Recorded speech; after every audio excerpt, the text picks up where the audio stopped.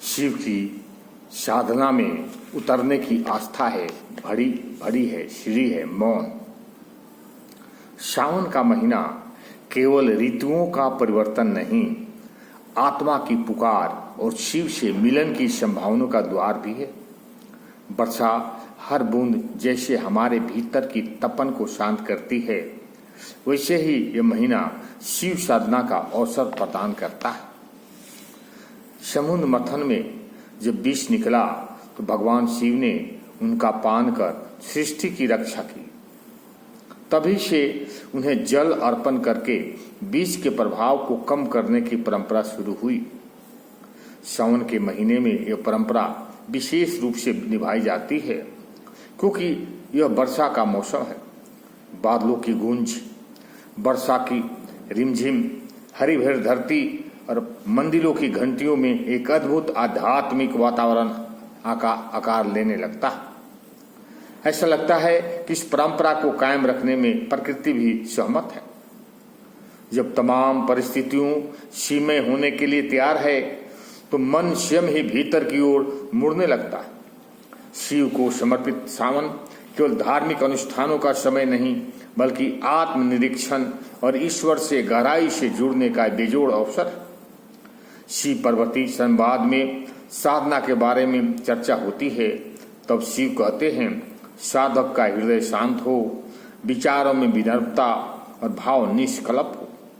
शिव की कृपा सहज रूप में इसी साधना से प्राप्त होती है, जो केवल जीतने के लिए बात करते हैं।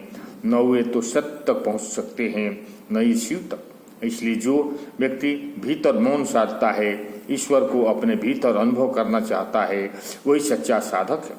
कांवर यात्रा केवल गंगा जल धोने की रस्म नहीं, एक आंतरिक यात्रा है जिसमें हमें अहंकार, क्रोध, हिंसा और द्वेष धोने का मौका मिलता है।